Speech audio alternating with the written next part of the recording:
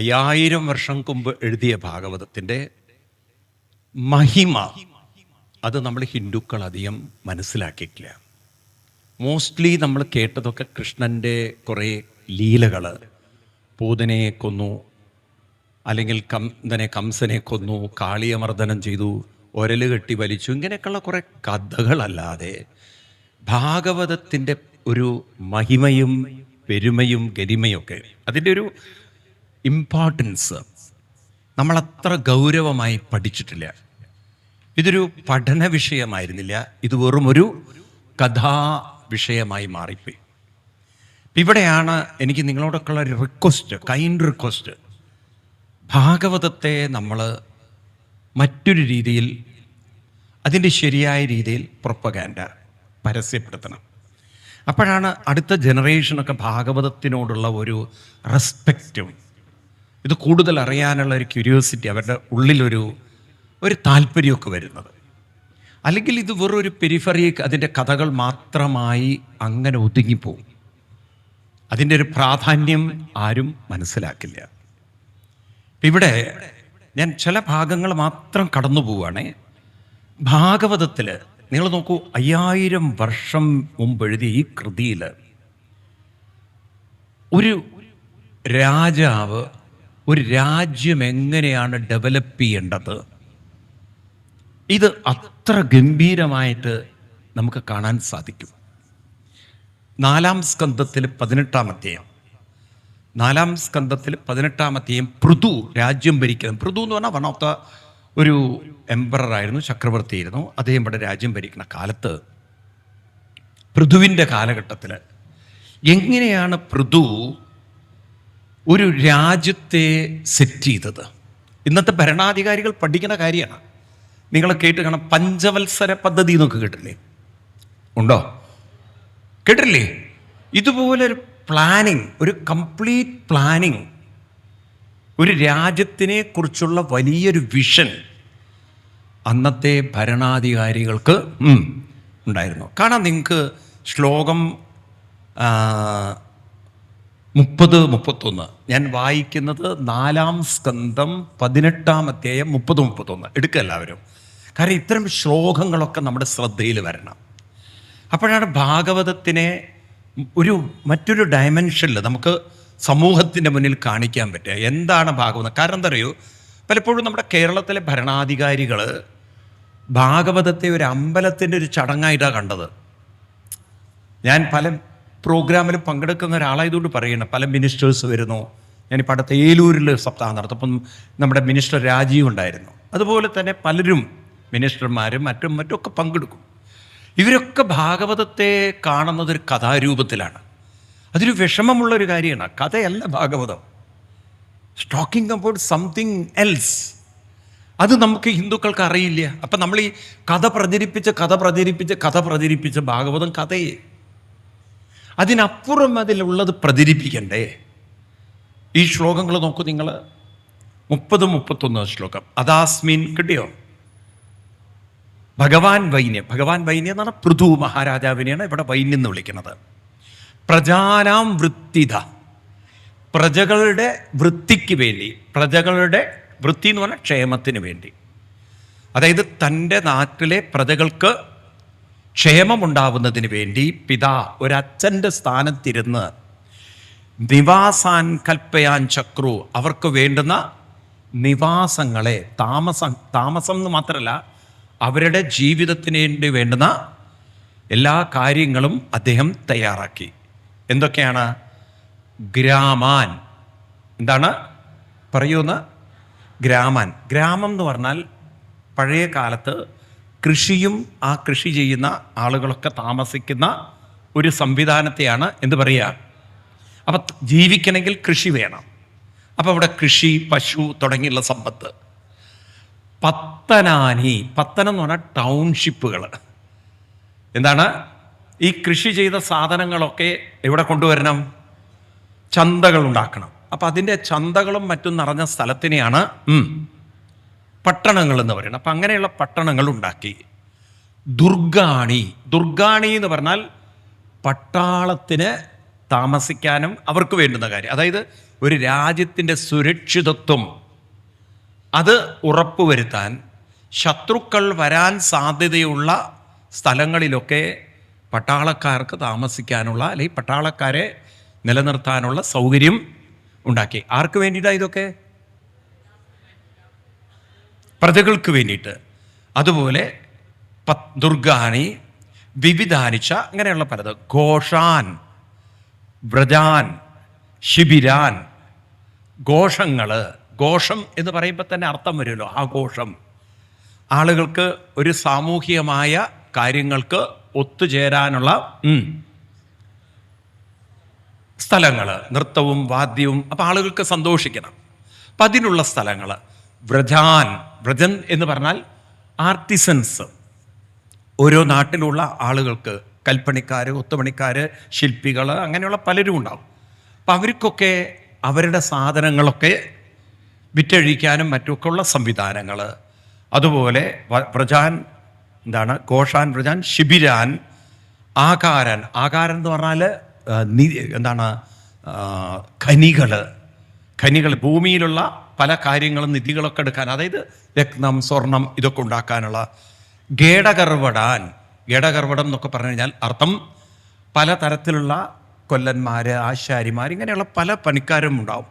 ഇവർക്കൊക്കെ അവരുടേതായിട്ടുള്ള കാര്യങ്ങൾ ചെയ്യാനുള്ള വ്യവസ്ഥയുണ്ടാക്കി എന്ന് പറഞ്ഞാൽ എന്താ അർത്ഥം? ആ നാട്ടിലുള്ള പ്രജകൾക്കെല്ലാവർക്കും അവരുടെ തൊഴിൽ ചെയ്യാനുള്ള, തൊഴിൽ ചെയ്ത് അവരുടെ സാധനങ്ങൾ സമൂഹത്തിൽ വിറ്റഴിക്കാനൊക്കെയുള്ള ഒരു സെറ്റപ്പ് അന്നത്തെ കാലഘട്ടത്തിൽ, പൃഥു മഹാരാജാവിൻ്റെ കാലഘട്ടത്തിൽ ഉണ്ടായിരുന്നു. ഇത് ഏത് കാലമാണ് നോക്കണം. ലോകത്തിന് മാനേജ്മെൻ്റ് എന്താണെന്നറിയില്ല, ലോകത്തിൽ എഡ്യൂക്കേഷൻ എന്താണെന്നറിയില്ല. മനസ്സിലായോ? ലോകത്തിൽ ഒരു യൂണിവേഴ്സിറ്റിയും വന്നിട്ടില്ല. 5000 വർഷങ്ങൾക്ക് മുമ്പ് തന്നെ ഒരു രാജ്യത്തിൻ്റെ സമഗ്രമായ ഡെവലപ്മെൻറ്റിന് വേണ്ടുന്ന ഒരു കംപ്ലീറ്റ് വിഷനുള്ള ഭരണാധികാരികൾ ഈ ഭാരതത്തിൽ അഭിമാനിക്കണ്ടേ നമ്മൾ? വേണോ വേണ്ടയോ? ഇത്തരം ശ്ലോകങ്ങളൊക്കെ കാണുമ്പോൾ നമുക്ക് അത്ഭുതം തോന്നും. ഇങ്ങനെയൊക്കെയുള്ളൊരു ഭരണാധികാരികൾ ഉള്ള നാട്ടിലാണല്ലോ ഞാൻ വന്ന് ജനിച്ചത്. അതൊരു ഭാഗ്യമല്ലേ ഇത്? പക്ഷെ എന്ത് പറ്റിച്ചാൽ ഇതൊന്നും ആരും പ്രൊജക്റ്റ് ചെയ്തില്ല. ഇന്ന് നോക്കൂ നിങ്ങൾ, ഇന്നിപ്പം കംപ്ലീറ്റ് താളം തെറ്റിച്ചു എഡ്യൂക്കേഷൻ വന്നപ്പോൾ. പരമ്പരാഗതമായി പലതും ചെയ്തിരുന്നവർക്കൊന്നും ഇന്നിപ്പോൾ തൊഴിലുകൾ ഇല്ലാതായി, ഒക്കെ താളം തെറ്റിച്ചു, ഇല്ലേ? ആണോ അല്ലയോ? അപ്പം എല്ലാവർക്കും അവരവരുടെ തൊഴിലൂടെ സമ്പത്തും സമൃദ്ധിയും കൈവരിച്ചുകൊണ്ട് ഒരു നല്ല ജീവിതം ഈ ഭൂമിയിൽ സാധ്യമാക്കി തീർത്ത രാജാവാണ് ആര്? പൃഥു മഹാരാജാവ്. അങ്ങനെയുള്ള രാജാക്കന്മാരൊക്കെ പോയതോടുകൂടിയിട്ടല്ലേ ഇപ്പം 30 ദിവസം ജയിലിൽ കടന്ന മന്ത്രിസ്ഥാനം തെറിക്കുന്നുള്ള ബില്ല് കൊണ്ടുവരേണ്ടി വരുന്നത്. പുതിയ ബില്ല് അതാണ് വിവക്ഷ ചെയ്യുന്നത്. അതായത് ജനങ്ങളെ അധികാരത്തിലേറ്റിയവർ അത് മറന്ന്, ജനങ്ങളുടെ കാര്യം മറന്ന്, ദീപസ്തംഭം മഹാശ്ചര്യം, ഇങ്ങോട്ട് വല്ല പണം വരട്ടെ, ഇങ്ങോട്ട് വല്ല പണം വരട്ടെ എന്ന് പറഞ്ഞ് അഴിമതിയും കാണിച്ച അവസാനം അവരഴിയുടെ ഉള്ളിൽ പോയി, അഴി തന്നെ മതി എന്നുള്ള രീതിയിൽ പോയാൽ പിന്നെയും അവരെ തിരഞ്ഞെടുക്കാൻ നമ്മൾ കഴുതകളായി മാറുന്നതുകൊണ്ടാണ്, അല്ലേ? സത്യത്തിൽ സത്യസന്ധമായ ഉത്തരം പറയണേ, സത്യസന്ധമായിരിക്കണം. നമ്മുടെ നാട് ഭരിക്കുന്നത് ഒരു നാടിനെ ശരിക്കും വികസിപ്പിക്കാൻ കഴിയുന്ന കഴിവുള്ളവരാണോ? സത്യം പറയണം. എന്തൊരു കഷ്ടമാണ് ഈ കേരളത്തിൻ്റെ അവസ്ഥ. നോക്കൂ നിങ്ങൾ, വെറും കൊടിയുടെ യോഗ്യതയിൽ ഒരു രാജ്യത്തിൻ്റെ വളർച്ച എന്താണ്, നാടിൻ്റെ വളർച്ച എന്താണെന്നറിയാത്ത, ഇല്ലേ? എനിക്ക് വിഷമം തോന്നാറ്, ഞാൻ രാഷ്ട്രീയം പറയാമെന്ന് വിചാരിക്കരുത്, നമ്മൾ ഈ വിദേശങ്ങളിലൊക്കെ പോകുമ്പോഴാണ് ഈ കേരളത്തോട് നമുക്ക് വലിയ സങ്കടം തോന്നുക. നിങ്ങൾ നോക്കുമ്പോൾ ഈ ദുബായ്, സൗദി അറേബ്യ വിട്ടോളൂ, ബഹ്റൈൻ, ഒമാൻ തുടങ്ങിയുള്ള രാജ്യങ്ങളൊക്കെ കേട്ടില്ലേ? നിങ്ങൾ കേട്ടിട്ടില്ലേ? ഈ രാജ്യങ്ങളൊക്കെ നിങ്ങൾക്കറിയാലോ മരുഭൂമി സ്ഥലങ്ങളാണ്, വെറും മരുഭൂമി. ദുബായിക്ക് ഒരു എണ്ണ പോലും ഇല്ല, ക്രൂഡ് പോലും ഇല്ല അവർക്ക്. ആർക്ക്? ദുബായ് എന്ന് പറയാം. പക്ഷെ ഇന്നിപ്പോൾ എല്ലാവരും എങ്ങോട്ട് പോകുന്നു എന്നാ പറയാ? അപ്പം നോക്കൂ, ആ മരുഭൂമിയെ സമ്പൽ സമൃദ്ധമാക്കിയത് കൃഷി ചെയ്തിട്ടല്ല, അവിടുത്തെ ഭരണാധികാരികളുടെ വിഷനാണത്. ആണോ? പല രാജ്യങ്ങളിലുള്ള വിഭവങ്ങൾ അവിടെ വരുന്നു, ടൂറിസ്റ്റുകൾ അവിടെ വരുന്നു, അവർക്കവിടെ ബിസിനസ് ചെയ്യാനുള്ള സൗകര്യങ്ങൾ, അവിടെ ട്രേഡ് ചെയ്യാനുള്ള ആണോ അല്ലയോ? ഒരു മരുഭൂമിയെ സമ്പന്നമാക്കിയത് ഭരണാധികാരിയാണെങ്കിൽ ഈ കേരളം എത്ര സമ്പൽ സമൃദ്ധമാണ് നോക്കൂ നിങ്ങൾ. മഴയാണെങ്കിൽ വിട്ടു പോകണില്ല. ഇപ്പം എനിക്ക് തോന്നുന്നു സപ്താഹമായിട്ട് ഒരാഴ്ചയ്ക്ക് മാറ്റി വെച്ചിരിക്കുകയാണോ എന്ന്. അല്ലെങ്കിൽ ഇവിടെ തോരാത്ത മഴയിരുന്നില്ലേ? അല്ലേ? ശരിയല്ലേ? ഇങ്ങനെ മഴയ്ക്ക് മഴ, വെള്ളത്തിന് വെള്ളം, ഇതൊന്നും ഇല്ലാത്ത ആ പാവങ്ങൾക്ക് ഇത്ര സമ്പൽ സമൃദ്ധിയിലേക്ക് ഉയരാൻ പറ്റി. സമ്പൽ സമൃദ്ധമായ ഈ രാജ്യത്തെ പിച്ച ചട്ടിയെടുക്കുന്നതാക്കിയത് ഈ ഭരണാധികാരികളുടെ കഴിവുകേടല്ലേ? ഇന്ന് എരന്ന് വാങ്ങിച്ചിട്ടാണ് ഈ ഓണത്തിന് കിറ്റ് വാങ്ങുന്നവരോട് എനിക്ക് പറയാനുള്ളത്, അത് നല്ല കിറ്റല്ലത്, കടം മേടിച്ചു കൊണ്ടുപോകുന്ന കിറ്റാണ്. അതറിയില്ലേ നിങ്ങൾക്ക്? സത്യമല്ലേ?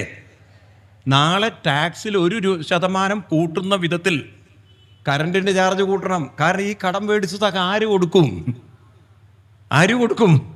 ഇപ്പം കടം മേടിച്ചിട്ട് കിറ്റ് കൊടുക്കുന്ന സംസ്കാരത്തിലേക്ക് അധപ്പതിച്ചിട്ടുണ്ടെങ്കിൽ അത് സത്യം പറഞ്ഞാൽ ഭരണാധികാരികളുടെ കഴിവുകേട് തന്നെയാണ്. ഇതാരും പറയാൻ തയ്യാറില്ല, അതാ പ്രശ്നം. കാരണം കൊടിക്കാണ് ഇവിടെ പ്രാധാന്യം. ഞാൻ പറയുമ്പം കൊടി മാറ്റിയിട്ട് വല്ല വിവരം മൂളയുള്ളവരെയൊക്കെ ഒന്ന് തിരഞ്ഞെടുക്കാൻ എന്നാവോ നമുക്കൊരു യോഗ്യത ഉണ്ടാവുക? അതിനെന്തെങ്കിലും നമുക്ക് കഴിയുമെന്ന് എനിക്ക് അറിയില്ല. ശരിയല്ലേ? ഈ കുട്ടികളൊക്കെ ഒന്ന് ദുബായിൽ പോകുമ്പം ആ മരുഭൂമിയിലേക്ക് ജോലി അന്വേഷിച്ച് പോകുന്നുണ്ടെങ്കിൽ അത് അവരുടെ ഭരണാധികാരികളുടെ ഗുണമാണ്. മനസ്സിലായില്ലേ? അവരിവിടെ വന്ന് നോക്കുമ്പോൾ ഇത്ര റിച്ചായിട്ടുള്ള നേച്ചർ, ഇങ്ങനെയുള്ളൊരു നാട്ടിൽ നിന്നാണോ പിച്ചതെണ്ടി വരുന്നത് ഇവര്? എന്നാലോചിച്ച് നോക്കൂ. ആരുടെ കുഴപ്പമാണ്? നാടിൻ്റെ കുഴപ്പമാണോ? ഉറക്കെ പറയൂ നിങ്ങൾ. അതെന്തേ നമ്മൾ വിളിച്ചു പറയാൻ തയ്യാറില്ലാത്ത സമൂഹം? ഇനിയെങ്കിലും നമുക്കറിയണ്ടേ? കാലം മുന്നോട്ട് പോകുമ്പോഴും ഈ പൊട്ട രാഷ്ട്രീയത്തിൽ നിന്നൊക്കെ പുറത്ത് കിടക്കണ്ടേ? ആർക്കെങ്കിലും എന്തെങ്കിലും ഗുണം കിട്ടുന്നുണ്ടോ? പറയൂ നിങ്ങൾ. ഇതൊന്നൊക്കെ ഒരു മാറ്റമുണ്ടാകും. അവിടെയാണ് പൃഥു ചക്രവർത്തിയെ പോലുള്ളവരുടെ മഹത്വം എന്ന് പറയുന്നത്. മനസ്സിലായില്ലേ? ഒരു രാജ്യത്തുള്ള പ്രജകൾക്ക് എങ്ങനെയാണ് ക്ഷേമമുണ്ടാവുക, അതിനുവേണ്ടി ഗ്രാമങ്ങളും പട്ടണങ്ങളും അവരുടെ എല്ലാം കഴിവുകളൊക്കെ അവർക്ക് കാണിക്കുന്നതിന് പറ്റുന്ന സംവിധാനങ്ങളും അവരുടെ ഉൽപ്പന്നങ്ങൾ വിറ്റഴിക്കാനൊക്കെ ഉള്ള ഒരു സംവിധാനം. അപ്പോൾ ഉൽപ്പന്നം വിറ്റഴിക്കണമെങ്കിൽ അവർക്കൊക്കെ പ്രൊഡക്ഷൻ ഉണ്ടാവണമല്ലോ. അവരൊക്കെ ഇന്നത്തെ ഭാഷയിൽ പറഞ്ഞു കഴിഞ്ഞാൽ ഉപഭോക്താക്കളാവരുത്, അവരൊക്കെ ഉൽപാദകരാവണം, പ്രൊഡ്യൂസേഴ്സ് ആവണം. വേണ്ടേ? മാനുഫാക്ചേഴ്സ് ആവണം. വേണ്ടേ? അതൊക്കെ ഉള്ളതുകൊണ്ടല്ലേ അങ്ങനെയൊക്കെയുള്ള സംവിധാനം ഒരുക്കിയിട്ടുള്ളത്. ഈ തരത്തിലൊക്കെ ഉള്ളൊരു വിഷൻ 5000 വർഷം മുമ്പ് തന്നെ ഭാരതത്തിൽ ഉണ്ടായിരുന്നു. അപ്പം ഇവിടെ നമുക്കൊന്ന് ക്ലോസ് ചെയ്യാം. നമ്മൾ നേരെ 5-ാം സ്കന്ധത്തിലേക്ക് കടക്കണു. ഇവിടെ ഒരു ഭാഗങ്ങളുണ്ട്. പുരഞ്ജനോപാഖ്യാനം എന്നൊക്കെയുള്ള ഭാഗമുണ്ട്, വായിക്കണം നിങ്ങൾ. എൻ്റെ സമയക്കുറവ് കൊണ്ട് ഞാൻ 5-ാം സ്കന്ധം, ഞാൻ ഇന്നലെ പറഞ്ഞു നിങ്ങളോട്, ഞാൻ പ്രധാനപ്പെട്ട ഭാഗങ്ങൾ മാത്രമേ കവർ ചെയ്യുള്ളൂ. കാരണം അല്ലെങ്കിൽ സമയം പോകും നമുക്ക് ഒരുപാട്. പുരഞ്ജനോപാഖ്യാനമൊക്കെ നിങ്ങൾ കേട്ട കഥകളായിരിക്കും അല്ലേ? ഞാൻ അതിൻ്റെ ഡീറ്റെയിൽസിലേക്ക് കടക്കാത്തതിന് കാരണം അതിലും ഇമ്പോർട്ടൻ്റ് ആയിട്ടുള്ള കുറച്ച് ചാപ്റ്റേഴ്സ് എടുക്കാൻ വേണ്ടിയിട്ടാണ്. കുഴപ്പമില്ലല്ലോ? കാരണം എന്താ പറയുക, ചിലവർ ഈ ടിപ്പിക്കലി ട്രഡീഷണലി ഭാഗവതം കേട്ടവരോ സ്വാമി ഇതൊന്നും പറഞ്ഞില്ലല്ലോ. ഞാൻ അതുകൊണ്ടാണ് മുൻകൂർ ജാമ്യം എടുക്കുന്നത്. പല പാർട്ടുകളും ഞാൻ പറയാത്തതിന് കാരണം ചില ഭാഗങ്ങൾ കുറച്ച് ഇലാബറേറ്റ് ചെയ്ത് പറയേണ്ടതായിട്ടുള്ളത് കൊണ്ട് എല്ലാം കൂടി പറയാനുള്ളൊരു സമയം കിട്ടില്ല. അപ്പം നമ്മൾ നേരെ കടക്കുന്നത് പഞ്ചമസ്കന്ധാണ്. പഞ്ചമസ്കന്ധം നേരത്തെ ആ സ്വയംഭൂമനുവിൻ്റെ കഥ, ആ ത്രെഡ് വിടരുത്. 5 മക്കളുടെ കാര്യം പറഞ്ഞു. ദേവകൂതിയുടെ മകനായിരുന്നു കപിലൻ എന്ന കാര്യം പറഞ്ഞു. പിന്നെ ആകൂതി പ്രസൂതി, അത് നമ്മൾ തൊട്ടില്ല, കാരണം പ്രസൂതിയുടെ മകനാണ് ദക്ഷൻ. ആകൂതിയുടെ മകനാണ് നരനാരായണ ഋഷി. അത് ഭാഗവതത്തിൽ 11-ാം സ്കന്ധത്തിൽ വരുന്നുണ്ട്. അവിടെ മാർക്കണ്ഡേയ ഋഷിക്ക് സ്വപ്നദർശനമൊക്കെ വരുന്നതും ആലിലക്കണ്ണനെ കാണുന്നൊക്കെ ഒരു കഥകൾ വരുന്നുണ്ട്. അതുകൊണ്ട് ആ സമയത്ത് പറയാം. ഇവിടെ 2 ആൺമക്കളിൽ ഒരാൾ ഉത്താനപാദൻ, കഥ പറഞ്ഞു ഉത്താനപാദൻ്റെ. ഇനി 2ാമത്തെ മകനായിരുന്നു പ്രിയവ്രതൻ. ആരാണ്? പ്രിയവ്രതൻ്റെ ആ കഥയും വംശാവലിയൊക്കെയാണ് പഞ്ചമസ്കന്ധം, 5-ാം സ്കന്ധം. അപ്പൊ പ്രിയവ്രതൻ്റെ പുത്രൻ അഗ്നീന്ദ്രൻ, അഗ്നീന്ദ്രൻ്റെ പുത്രൻ ഋഷഭൻ. ആരാണ്? ഋഷഭന്റെ മൂത്ത പുത്രനായിരുന്നു ഭരതൻ. ഭരതൻ രാജ്യം ഭരിക്കാൻ തുടങ്ങിയപ്പോഴാണത്രേ ഈ നാടിൻ്റെ പേര് ഭാരതം എന്നാക്കിയത്. ഈ രാജ്യം എന്ന് പറഞ്ഞാൽ അങ്ങ് കന്യാകുമാരി മുതൽ അങ്ങ് ഭാരതത്തിൻ്റെ അറ്റം കാശ്മീരല്ല, അങ്ങ് പോണം, അഫ്ഗാനിസ്ഥാനും കഴിഞ്ഞു പോണം. അന്നത്തെ ഭാരതം അതായിരുന്നു. ഇന്നത്തെ അഫ്ഗാനിസ്ഥാൻ, ഇന്നത്തെ പാകിസ്ഥാൻ, ഇന്നത്തെ ബംഗ്ലാദേശ്, ഇന്നത്തെ നേപ്പാൾ, ഇന്നത്തെ ഭൂട്ടാൻ, ഇന്നത്തെ ശ്രീലങ്ക, ഇന്നത്തെ മാലി, ഇതൊക്കെ ഏതിൻ്റെ ഭാഗമായിരുന്നു? അത്ര വിശാലമായ ഒരു രാജ്യമായിരുന്നു ഭാരതം. അപ്പം അങ്ങനെയുള്ള ഭാരതത്തിൻ്റെ പേര് ഭരതൻ്റെ കാലം മുതൽ എന്തായി? അതുവരെ ഈ രാജ്യത്തിൻ്റെ പേര് അജനാഭം എന്നായിരുന്നു പൊതുവെ വിളിച്ചിരുന്നത്. ഇങ്ങനെ ഭാരതം എന്ന പേര്. ഈ ഋഷഭദേവൻ്റെ മക്കള് ഭരതൻ, അദ്ദേഹത്തിന് വേറെയും മക്കളുണ്ടായിരുന്നു, 100ഓളം മക്കളുണ്ടായിരുന്നു. ഒക്കെ ഇത്തിരി എക്സാഗ്രേഷൻ ആയിരിക്കാം, എന്തായാലും ധാരാളം മക്കളുണ്ടായിരുന്നു. ഈ മക്കളെയൊക്കെ ശ്രേഷ്ഠന്മാരാക്കുന്നതിൽ അച്ഛൻ വലിയൊരു പങ്ക് വഹിച്ചു. ഇപ്പം ദിവസവും അച്ഛൻ മക്കൾക്ക് ജീവിതത്തെക്കുറിച്ച് ക്ലാസ്സുകൾ എടുക്കും, സത്സംഗമെടുക്കും. ആ സത്സംഗത്തിലൂടെ കുട്ടികൾക്ക് എന്താണ് ജീവിതം, എങ്ങനെയാണ് ജീവിക്കേണ്ടത് എന്നതിനെക്കുറിച്ചൊക്കെ ഉള്ളൊരു വ്യക്തമായ ദിശാബോധം ഉണ്ടായി. ഇന്ന് നമ്മൾ കൊടുക്കാത്ത ഒരു കാര്യമാണ് ഋഷഭദേവൻ മക്കൾക്ക് കൊടുത്തത്. അത് ഗംഭീരമായി വർണ്ണിക്കുന്ന ഭാഗമാണ് പഞ്ചമസ്കന്ധത്തിലെ പഞ്ചമോധ്യായം. ഇതിനെ ഇന്നത്തെ ഭാഷയിൽ പാരൻറ്റിങ് എന്ന് പറയും. അതായത് ഒരു അച്ഛൻ മക്കൾക്ക് കൊടുക്കുന്ന ജീവിത ദർശനമാണ് പഞ്ചമസ്കന്ധത്തിലെ പഞ്ചമോധ്യായത്തിലെ അവിടുത്തെ വർണ്ണനകൾ. അതൊന്ന് എല്ലാവരും എടുക്കണം. അതൊരു വേണ്ട കാര്യമാണ്. മക്കൾക്ക് ജീവിതത്തെക്കുറിച്ച് പറഞ്ഞു കൊടുക്കാൻ സാധിക്കാത്ത നമുക്ക് ഉൾക്കാഴ്ച തരാൻ ഈ പഞ്ചമസ്കന്ധത്തിലെ പഞ്ചമോധ്യായത്തിന് സാധിക്കും. എല്ലാവരും പഞ്ചമസ്കന്ധത്തിലെ പഞ്ചമധ്യായം 5-ാം അധ്യായം എടുക്കുക. ഇത് ഋഷഭദേവൻ മക്കൾക്ക് ഉപദേശിക്കുന്നതാണ്. ആരാർക്ക് ഉപദേശിക്കുന്നതാണ്?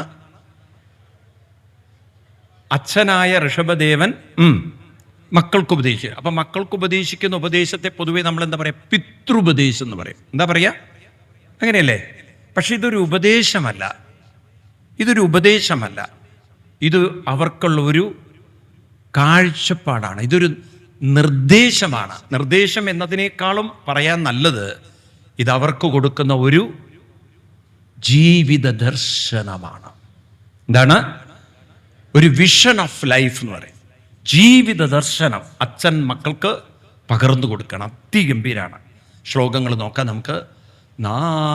നായം ദേഹോ ദേഹഭാജം നൃലോകേ കഷ്ടാൻ കാമാനർക്കദേ വിഡ്ഭുജം യേ തപോ ദിവ്യം പുത്രകായേന സത്വം ശുദ്ധേ തസ്മാൽ ബ്രഹ്മസൗഖ്യം ത്വനന്തം മഹൽ സേവാദ്വാരമാഹുർവിമുക്തേ തമോദ്വാരം യോഷിതം സംഘം മഹാന്തസ്തേ സമചിത്താ പ്രശാന്ത വിമന്യവസുഗത സാധവോയീം ഏവാമൈഷേ കൃത സൗഹൃദാർത്താം ജനേഷു ദേഹം വരവാർത്തികേഷു ഗൃഹേഷു ജായാത്മജരാതിമത്സോ ന പ്രീതിയുക്തായാവതശ്ചലോകേ നൂനം പ്രമർത്ത കുരുതേ വികർമ്മ യതിന്ദ്രിയ പ്രീതയാ പ്രണോതി ന സാധുമന്യേയത ആത്മനോയം അസന്നഭിക്ലേശത ആസദേഹ പരാഭവത്താവതവബോധജാതോ യാവന്ന ജിജ്ഞാസത ആത്മതത്വം യാവത്ക്രിയാ താവതിദം മനോവൈ കർമാത്മകം യേന ശരീരബന്ധ. വളരെ മനോഹരമാണ്. ഇത് മുഴുവൻ വായിക്കാൻ സമയമില്ല. ഞാനൊരു അതിൻ്റെ ടേസ്റ്റ് നിങ്ങൾക്ക് കിട്ടിക്കോട്ടെ വെച്ചിട്ട് എത്രയും വായിച്ചത്. ആ കേൾക്കുമ്പോൾ തന്നെ ഒരു രുചിയുണ്ട് അതിന്, ഇല്ലേ? അതിന് രുചിയുള്ളൊരു ഒരു ഭാഷാ രുചിയുണ്ട് അതിന്. ആദ്യം തന്നെ കുട്ടികളോട് പറയാണ്, നായം ദേഹോ ദേഹഭാജം ത്രിലോകേ കഷ്ടാൻ കാമാൻ അർഹതേ വിഡ്ഭുജം യേ. ഇത് സംസ്കൃതം ആയതുകൊണ്ട് മനസ്സിലാക്കാൻ ഇത്തിരി ബുദ്ധിമുട്ടുണ്ടാവും. വിഡ്ഭുജങ്ങളെപ്പോലെ, വിഡ്ഭുജം എന്ന് പറഞ്ഞാൽ ജീവജാലങ്ങളെപ്പോലെ, ജന്തുക്കളെപ്പോലെ, കുട്ടികളെ ആരെപ്പോലെ? ജന്തുക്കളെപ്പോലെ. ജീവിതം ജീവിച്ചു തീർക്കാനല്ല. നായം ദേഹോ ഈ ദേഹം നമുക്ക് തന്നിരിക്കുന്നത്, ഈ ജീവിതം നമുക്ക് തന്നിരിക്കുന്നത് പട്ടിയെയും പൂച്ചയെയും പോലെ ജീവിച്ചു തീർക്കാനല്ല. അപ്പം മനസ്സിലാക്കണം, എന്താ ഈ പട്ടി പൂച്ച എന്നൊക്കെ പറയുന്നത്. അപ്പം നമ്മൾ സാധാരണ രീതി പറയാം, പട്ടിയായാലും പൂച്ചയായാലും ഏത് മൃഗങ്ങളായാലും അതിന് വിശപ്പുണ്ട്, അത് ഭക്ഷണം കഴിക്കും, അല്ലേ? അതിനും വളരുമ്പോൾ കാമം വരും, അതിനും ഉണ്ടാവും ഒരു സെക്ഷൽ ഏർജ്, അതിൻ്റെ ഇൻസ്റ്റിങ്ക്റ്റ് പ്രവർത്തിക്കും. നേച്ചർ അതിനെ കുഞ്ഞുങ്ങളുണ്ടാക്കാൻ പ്രേരിപ്പിക്കും. അപ്പം അത് ഇണചേരും, അതിൻ്റെ കുട്ടികളുണ്ടാവും. അതല്ലേ ഇപ്പോൾ പട്ടികളെ കൂടെ കൊണ്ടുവിടണം എന്ന് പറഞ്ഞത്. കണ്ടമാനം കുട്ടികളും പട്ടികളൊക്കെ വന്നപ്പോൾ അത് പ്രസവിക്കാതെ അതിൻ്റെ കുട്ടിയെ വളർത്തും, ഇല്ലേ? അതിനും അതിൻ്റെ കുട്ടികളോടൊരു സ്നേഹമുണ്ട്. കുറേ കഴിഞ്ഞാൽ കുട്ടികൾ അതിൻ്റെ പാട്ടിൽ പോവും. കുറേ കഴിഞ്ഞാൽ ഇത് പ്രായമായി തോലും രോമമൊക്കെ പോയി ഒരു ദിവസം ചാവും. പശുക്കളുടെ കാര്യത്തിൽ അതുണ്ടാവില്ല, അത് നേരെ പശുക്കളുടെ കാര്യത്തിൽ അതുണ്ടാവില്ല, അത് അറവുശാലയിലേക്ക് പോവും. മനസ്സിലായില്ലേ? അങ്ങനെയല്ലേ അതിൻ്റെ ജീവിതം? ആണോ അല്ലയോ? ഇങ്ങനെ നമ്മൾ നോക്കുമ്പോൾ മനുഷ്യൻ അതുപോലെ ജീവിക്കാൻ വന്നതാണോ? ആണോ? അപ്പം മനുഷ്യനും മൃഗങ്ങളും തമ്മിലുള്ള വ്യത്യാസം എന്താണ്? മനുഷ്യനും മൃഗങ്ങളും തമ്മിലുള്ള വ്യത്യാസം എന്താണ്? നോക്കൂ, നിങ്ങൾ ഈ വാക്കുകളൊക്കെ പറയുമ്പോണ്ടല്ലോ, തീർത്തും എന്തോ നിങ്ങൾ പറയുന്നുണ്ട്, കറക്റ്റാണ്, പക്ഷേ പൂർണ്ണതയില്ലാത്ത വാക്കുകളാണ്. എന്താണ് ഈ വിവേകബുദ്ധി? മൃഗങ്ങൾക്ക് വിവേകബുദ്ധി ഇല്ലേ? ഇന്നിപ്പം മൃഗങ്ങൾക്ക് ട്രെയിനിങ് കൊടുത്തു കഴിഞ്ഞാൽ, നിങ്ങൾക്കറിയോ, ലഹരി വസ്തുക്കൾ കണ്ടുപിടിക്കുന്നത് പോലീസ് നായയെ ഉപയോഗിച്ചിട്ടാണ്. ആണോ? ഞാനങ്ങനെ പെട്ടുപോയിട്ടുണ്ട്. അതുകൊണ്ടാണേ ഞാനൊരിക്കൽ വിദേശത്തേക്ക് പോവുകയാണ്. എൻ്റെ കഷ്ടകാലത്തിന് എൻ്റെ ബാഗ് ഒരു തമിഴ്നാട്ടിൽ നിന്ന് വന്ന സ്ത്രീയുടെ ബാഗിൻ്റെ കൂടെ പോയി. ഈ സ്ത്രീയുടെ ബാഗിലാണെങ്കിൽ എന്തോ സാധനങ്ങൾ, ഈ മത്സ്യം ഉണക്കിയതോ എന്തൊക്കെയോ, അവർ പുറത്തേക്ക്, മക്കൾ അവിടെ ഉണ്ടായിരിക്കണം, ഇതൊക്കെ പാക്ക് ചെയ്ത് കൊണ്ടുവന്നിരുന്നു. അവിടെയാണെങ്കിൽ ഫുഡ് പ്രൊഡക്റ്റ് തൊടാൻ പാടില്ല അങ്ങോട്ട്. ഈ സ്ത്രീയുടെ ബാഗിൻ്റെ കൂടെ എൻ്റെ ബാഗും. പിന്നെ അവർക്ക് മനസ്സിലായി ഞാനതല്ല, അവരുടെ കൂടെയുള്ള ആളല്ല എന്നൊക്കെ. പക്ഷെ എൻ്റെ 1 മണിക്കൂർ സമയം അവർ കളഞ്ഞു തന്നു. മനസ്സിലായില്ലേ? അപ്പം ഇത്തരം സാധനങ്ങളൊക്കെ അതിലുണ്ട് എന്നുള്ളത് ആരാ മണക്കുന്നത്? പട്ടിയെ കൊണ്ട് മണപ്പിക്കുക അവർ. അപ്പം പെട്ടെന്ന് അവർക്ക് മനസ്സിലാവും. അപ്പം പട്ടിക്ക് വിവേകല്ലേ? പട്ടിക്ക് വിവേകല്ലേ? പറയൂ. കള്ളനെ പിടിക്കാൻ പട്ടി ഉപയോഗിക്കില്ലേ? ഉണ്ടോ? ഇപ്പോഴത്തെ ഈ തീവ്രവാദികളെയൊക്കെ കണ്ടുപിടിക്കാനൊക്കെ ആയിട്ട് പട്ടികളെ ഉപയോഗിക്കാൻ തുടങ്ങിയിരിക്കണം. മനസ്സിലായില്ലേ? ഇങ്ങനെ ഈ തരത്തിൽ ടെക്നോളജിയൊക്കെ അവർക്കും കുറേ ട്രെയിനിങ് കൊടുക്കുന്നുണ്ട്. അപ്പം അവർക്കും വിവേകമുണ്ട്. എന്നാൽ ഒരുപക്ഷെ നമ്മളെക്കാളും ഈ വിവേകം അവർക്കായിരിക്കും ചിലപ്പം. പ്രസവിച്ച സ്ത്രീ, കൊച്ചുകുട്ടി, ചില സമയത്ത് കൊച്ചുകുട്ടികളെയൊക്കെ കുളിപ്പിച്ച് വാർഡ് കടത്തും. ഹോസ്പിറ്റലിൽ എല്ലാ കുട്ടികളുടെയും കൂടെ കടത്തും. ഉണ്ടോ? കടത്തില്ലേ? അതിനെന്ത് ചെയ്യും അവർ? ടാഗ് ഇടും. എന്നാലൊരു 10-20 പശു പ്രസവിച്ചു കഴിഞ്ഞാലും സ്വന്തം കുട്ടിയെ കണ്ടുപിടിക്കാൻ ഒരു ടാഗും വേണ്ട പശുവിന്. ഈ ജനിച്ച കുട്ടിക്ക് എങ്ങാനും മനുഷ്യക്കുട്ടിക്ക് ടാഗ് ഇട്ടില്ലെങ്കിലുള്ള അവസ്ഥ എന്താണ്? സത്യം പറയണേ, പ്രസവിച്ച അമ്മയ്ക്ക് പോലും സ്വന്തം കുട്ടിയെ കണ്ടുപിടിക്കാനുള്ള കഴിവുണ്ടോ? നിങ്ങൾ വലിയ വിവേകബുദ്ധിയൊക്കെ പറഞ്ഞല്ലോ. പ്രസവിച്ച അമ്മയ്ക്ക് സ്വന്തം കുട്ടിയെ കണ്ടുപിടിക്കാൻ, പല കുട്ടികളുടെ ഇടയിൽ കിടക്കുന്ന ഒരു കുട്ടിയെ കണ്ടുപിടിക്കാൻ കഴിവുണ്ടോ? എന്നിട്ട് എന്ത് വിവേകാണ് നിങ്ങൾ പറഞ്ഞത്? എന്നാൽ പശുവിനാണോ ഈ വിവേകം കൂടുതൽ, മനുഷ്യനാണോ? നേരത്തെ നിങ്ങൾ എന്താ പറഞ്ഞത്? മൃഗത്തിനേക്കാളും കൂടുതൽ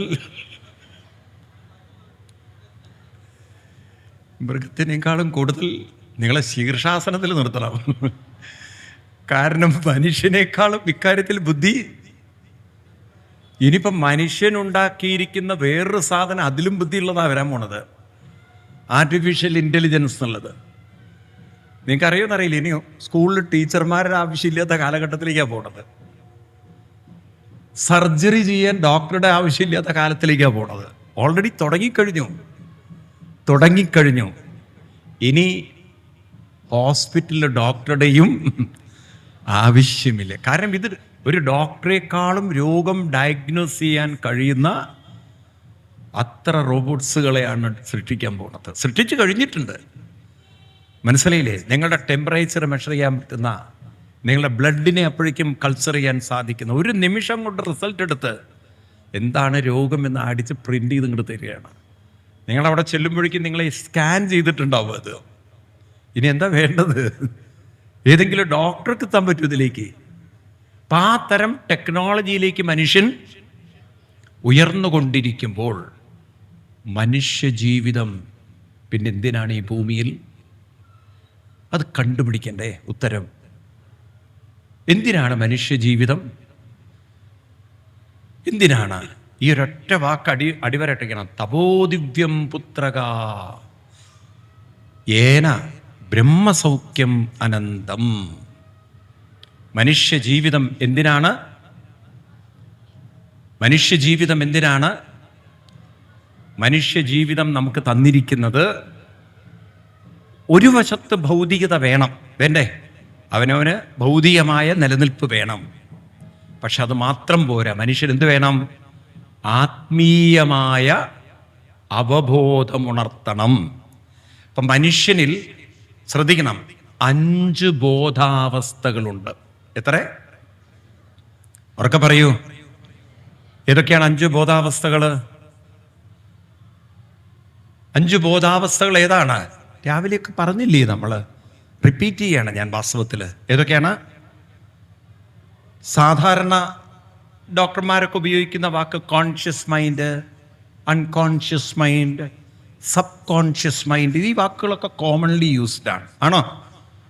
ആണോ? ആണോ അല്ലയോ? അപ്പം അത് പറയാൻ എന്താ ബുദ്ധിമുട്ട്?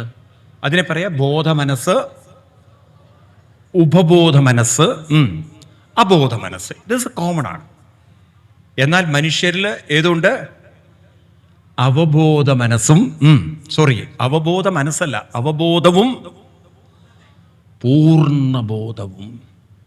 അപ്പൊ മനുഷ്യൻ എന്തിനാ ഭൂമിയിൽ വന്നത്? അനുഷ്ഠാനത്തിലൂടെ, തപസ്സിലൂടെ, അനുഷ്ഠാനത്തിലൂടെ അവബോധത്തിലേക്കും തുടർന്ന് പൂർണ്ണബോധത്തിലേക്കും. അതാണ് തപോദിവ്യം പുത്രകായേന സത്വം ശുദ്ധ്യേതസ്മാൽ ബ്രഹ്മസൗഖ്യം ത്വനന്തം. എന്താ നോക്കൂ അച്ഛൻ പറഞ്ഞു കൊടുക്കുന്നത്.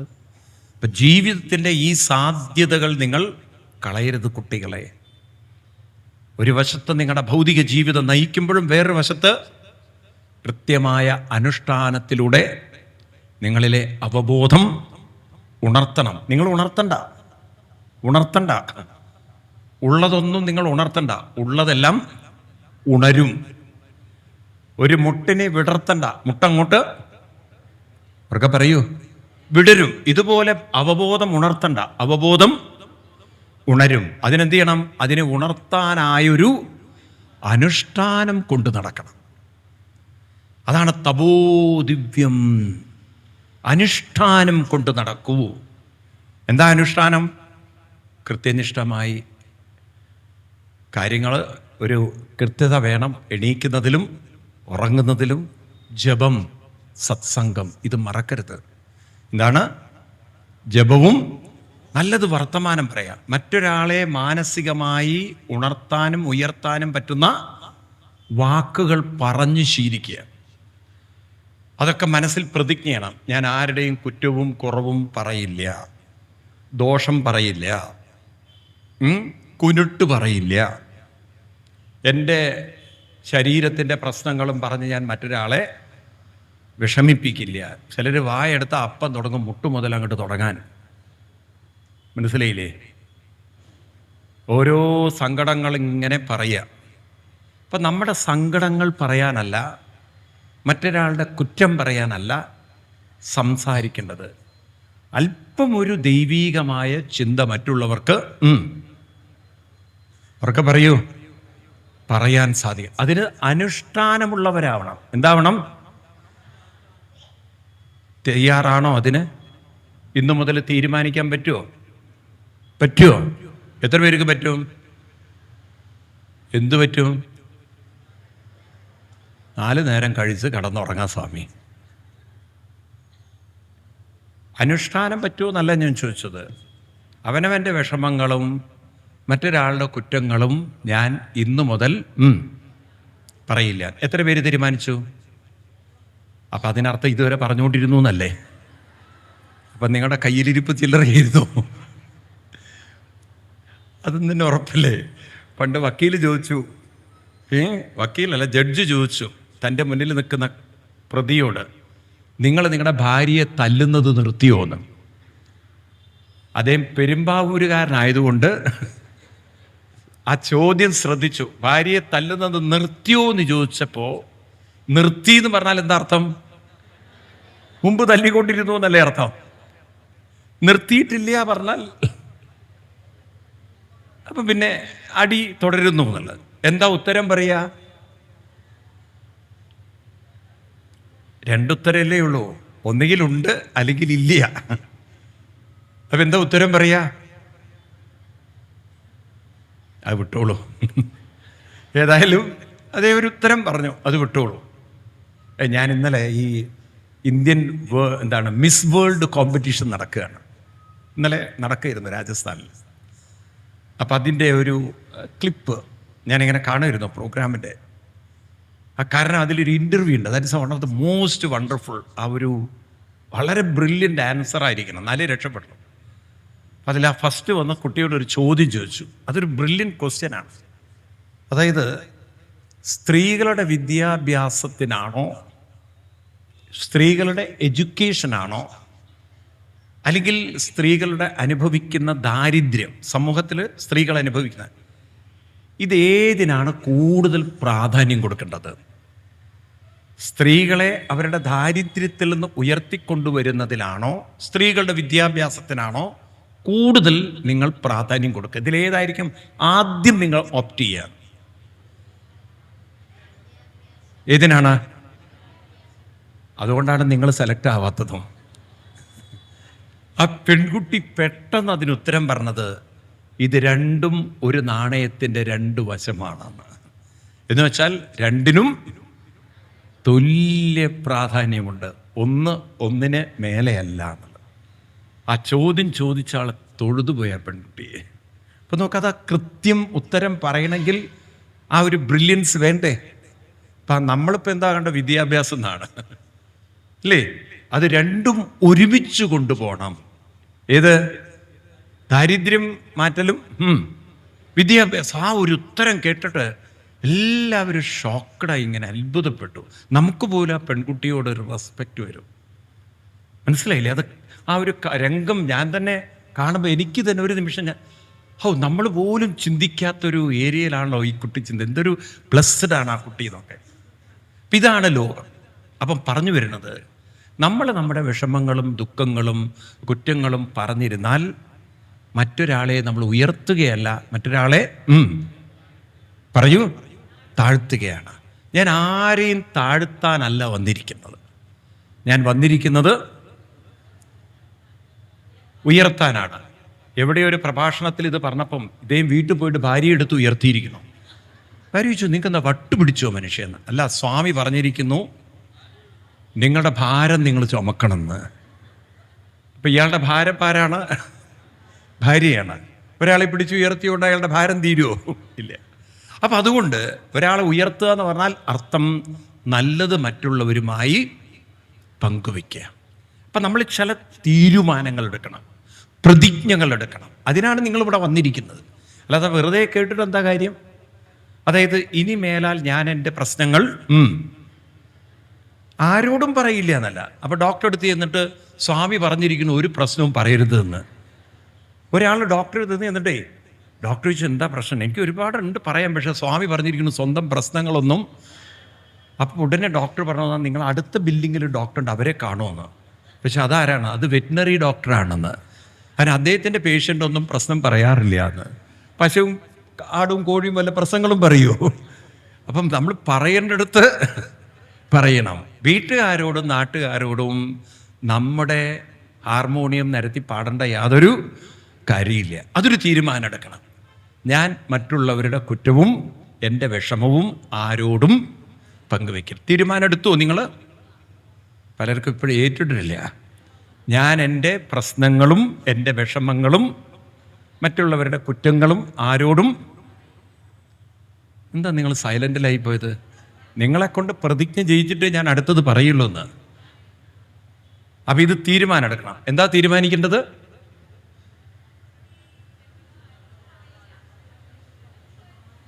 എന്താ തീരുമാനം എടുക്കേണ്ടത്? ഇല്ല, കുഴപ്പമൊന്നുമില്ല. എന്താ തീരുമാനം എടുക്കേണ്ടത്?